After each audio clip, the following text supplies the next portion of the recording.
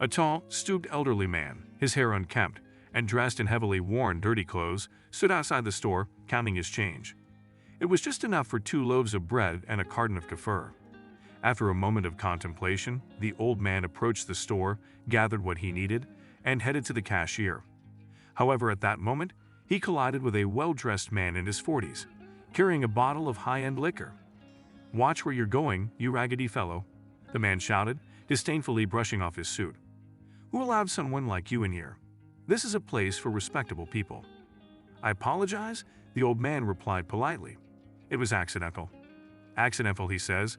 The man continued to vent his frustration. "Now what am I supposed to do? It stinks like a dump because of you, you wretched soul." A young cashier called out to the old man, "Grandpa, come to my register. I'll ring up your purchases." "Thank you, dear." The old man responded with gratitude and quickly made his way to her. The irritated man gave a scornful look to the cashier and moved demonstratively to another checkout. Suddenly, someone tapped him on the shoulder, and he turned to see the store owner, an old friend of his. "Chris, how's it going?" "Why are you causing a scene here?" he said. "William. Hey, you see, I wasn't in a good mood, and then there are these homeless people bothering you here. And it seems your cashier prefers to ring up kefir instead of the $3,000 for the alcohol," Chris explained. "Don't worry, I'll handle everything." "And what's going on with your mood?" William asked. "I'll tell you in a moment. Just let me pay for this bottle," Chris replied. "No need, this one's on the house, considering the emotional distress. All right, come to my office, we can talk. Besides, I haven't seen you in ages. Get comfortable. I'll arrange for some snacks to be brought in," William offered. Upon returning, William looked at the gloomy Chris again and said, "All right, spill the beans." "Well, there's not much to tell. I had a major argument with Anna. She was relentless with her complaints. Everything wasn't right for her. So I slammed the door and went to a bar. There was a girl who joined me. Skipping the details, you can imagine the rest. Long story short, I dated her for 3 months, and this woman decided that I was going to marry her. She went to Anna and spilled the beans. It turned into a big fight. It was a mess. Long story short, I got myself into quite a mess. They waited until the girl who entered set up a small table for them, arranged snacks and drinks, and then she left. Later, William said, "You really need to be more careful with your choice of women." "Just wait, that's not all," I continued. "I thought Anna and I would have a big fight over our son, but no, she didn't want him.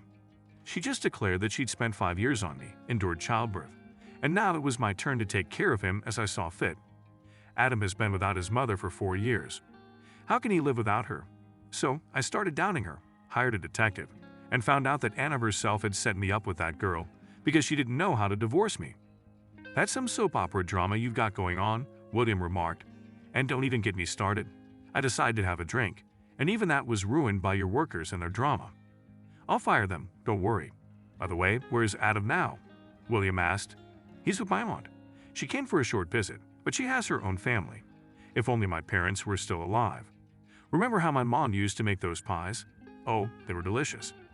"Indeed, I loved her pastries, especially those pies," William replied. "But nowadays, women don't want to cook at all." "Did she at least make borscht?" I asked. "Yeah, barely." We both chuckled. They spent a little more time together, and then Chris bid farewell to William and headed toward the exit. "Hey, you forgot your bottle," William exclaimed. "No, I don't need it. I was just thinking of it out of desperation earlier. But talking to you has made things easier." 2 weeks passed and Chris was disappearing at work all day. When he returned home, he faced the exhausting complaints from his aunt, who was complaining about Adam's mischief. "Chris, you should consider enrolling him in a daycare. Drop him off in the morning and pick him up in the evening. He'll be supervised there, learn to play with other kids, and they might have various activities. Otherwise, he's just running around the house, getting bored, and it's a burden for me," she said. "All right, Aunt Vera. I'll inquire about a daycare tomorrow. I was actually thinking about it myself, but it's strange to think that Adam will be with strangers all the time. What if he gets hurt there?" Chris expressed his concerns. "Hurt? Adam? Oh, come on. I think it will be the opposite. And on the weekends, you can hire a nanny. You have the money, thank God, so you'll manage," Aunt Vera reassured him. Turns out, Aunt Vera was right. Chris was pleased with the upscale daycare that Adam attended. The only thing left to address was the weekend nanny. "Don't worry, Chris. I'll find a good nanny myself. You'll be pleased, and I'll have peace of mind. Now, go to your work, otherwise, they'll cut off your phone soon." One day, Chris returned from work and saw his son in the garden. He was sitting in the arms of a young woman who was gently swaying on the garden swing, reading him stories. The little one was dozing off, but upon seeing his father, rushed towards him, brimming with joy. "Katie, Papa. Look, this is Katie. She'll be with us now. Katie, this is Papa." Chris smiled and extended his hand to the young woman. "Nice to meet you. I'm Chris. No need for formalities. I'm Adam's father, and I assume you're our new nanny?" A smiling Aunt Vera approached them. "There you go, Chris. Just as I promised, I found a lovely young lady for you." She quickly found a way to connect with our little mischief maker.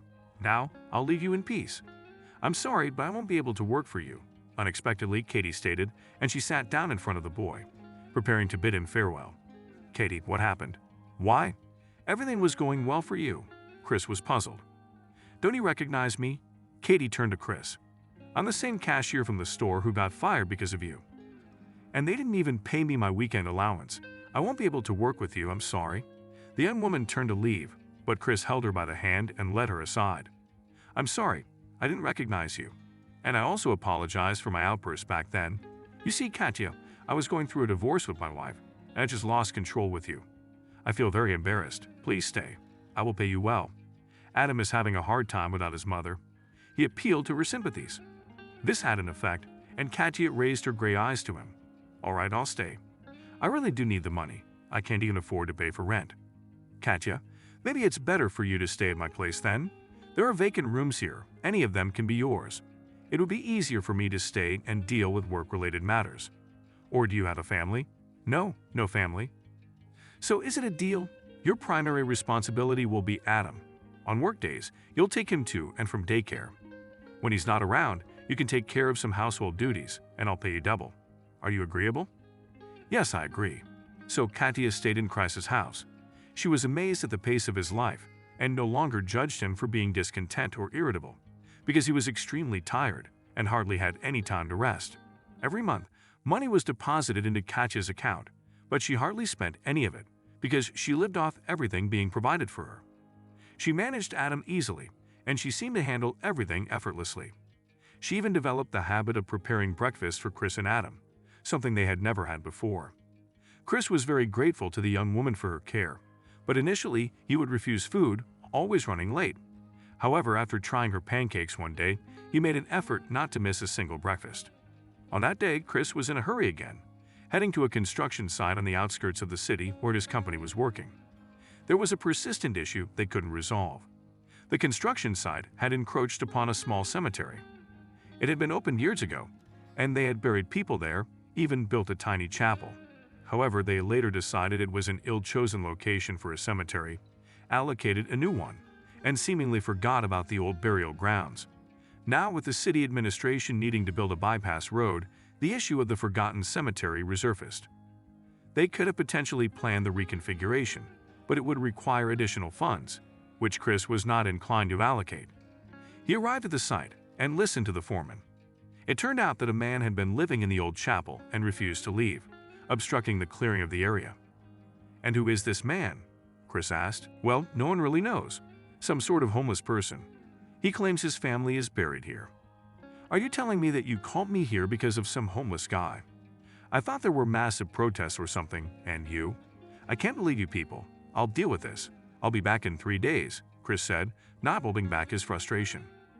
God forbid nothing gets done. Irritated, Chris left after only a fleeting glance at the hunched figure of the destitute man, whom the foreman had pointed out. At 2 in the afternoon, Chris received a call. "Hello, I'm listening," he answered. "Hello, this is the nurse from the daycare. Are you Adam's father? You need to come to the hospital immediately. Adam has been injured in an accident," the woman on the other end of the line sobbed. "Please hurry." "What? What happened? How is he injured? What kind of accident?" Chris shouted, his voice growing cold, but the phone cut off with short beeps. At the hospital, Chris saw that Katya was standing next to the doctor, and her face was as pale as the doctor's coat. "You understand," the young woman trembled as she addressed the doctor. "He could die at any moment. He's just a child. We need cardio-resuscitation here. The shard is very sharp, like a needle, and it's reached his heart," the doctor explained. "Could someone please explain to me what is happening?" Chris shouted, losing his composure. "Your son sustained a serious injury. The boys got into a fight and broke the glass door. Adam impaled his chest on a sharp glass shard. "Do something. Doctor, please, I'm begging you," Chris pleaded. "I can't. We're a tracheal surgery department. You need a cardio-resuscitation specialist here, do you understand? Well then, take him where they can help him." We can't. We can't transport him. The shard might penetrate deeper. I don't know what to do." The doctor suddenly waved his hand. "In our city, there's one doctor who used to work miracles, although he hasn't practiced in about 5 years." "Who is he? Where can we find him?" Chris demanded. "I don't know. Follow me," said the surgeon. He led Katya and Chris to a large stand and pointed to a photograph. "Here he is, Ivan Pavlovich Anakin. He needs to be found urgently. The child's life depends on it." "Katya, stay here. Stay in touch," Chris ordered. "I'm heading to the police. They'll help locate him." "Chris," Katya spoke softly, never taking her eyes off the portrait. "I recognize him. He's the beggar you kicked out of the store. Remember, the hunched man?" "Hunched? I saw him today, and yes, it's him. I know where to find him." Ivan stood and watched as a grader approached the cemetery fence. Tears streamed down his sunken cheeks. The shack where he had lived was already level to the ground. Suddenly, a massive jeep screeched to a halt, and its brakes squealed. Chris leaped out and rushed toward Ivan. "Ivan Pavlovich Anakin, is that you?" "You?" Chris exclaimed. "I am," Ivan replied. "I beg you, come with me. My son, my boy, is dying. I was told that only you can save him." Chris grabbed Ivan's sleeve, but Ivan didn't move a muscle. "I can't," the old man said. "I need to see my family die one more time. Soon the Marine and I will drive over them, and I will sit by the roadside and won't leave until my heart breaks." "Stop, stop," Chris shouted, suddenly realizing the sorrow of this man. "I'm rescinding my order." The excavator operator halted in confusion, and the bewildered site foreman rushed over to them. "Leave everything alone," Chris yelled. "The cemetery will remain untouched. We won't interfere with it." Suddenly he weakened and fell to his knees, embracing the beggar's knees, and implored him, "Please, save my son." The men who surrounded them stood silently, watching as the stubborn and proud Chris knelt at the feet of a man battered by life, begging him for help. Ivan firmly lifted him and took the first step toward the ambulance. The surgery lasted 4 hours. Exhausted, Chris and Katya paced the corridor, only sitting down when their familiar surgeon recounted Ivan Pavlovich's history. He had been a military doctor who had gone through the entire Afghan war, performing complex surgeries almost on his knees. He pulled people back from the brink of death. Fearless, he took on both children and adults. Even in Afghanistan, he is still remembered, for he saved many civilians. When the war ended, he returned home and continued his work here. He was married, his wife, Lyuba, and 2 daughters. They'd perished in a car accident. His wife and elder daughter died on the spot, and the youngest lingered in the ICU. Ivan sold everything he had just to try and save her. But her injuries were too severe. A month later, he buried her. From that day on, he left his profession. "Where did you find him?" Chris asked quietly. "At the cemetery," he replied. When Ivan emerged from the operating room, he reported that everything had gone well. Indeed, the heart had been grazed, and they had to remove a fragment from it. "Your son will live, I guarantee you that," he said, removing his surgical cap and gown. "I did everything I could. It's time for me to go." 3 months later, a neat little house with all the amenities appeared not far from the cemetery. It now belonged to Ivan, who still refused to live far from his family. Chris built this house and also erected beautiful memorials for Ivan's family. The old man was moved to tears by gratitude, but Chris didn't want to hear anything. He didn't know how to thank the old man for saving his son. Adam continued to recover and became more attached to Katya. One day he asked her, "Would you like to be my mom?" Katya blushed, and Chris, who was standing nearby, winked at his son. "I promise, buddy, I'll talk her into it." "No need to persuade me. I agree," Katya whispered softly and smiled at both of them.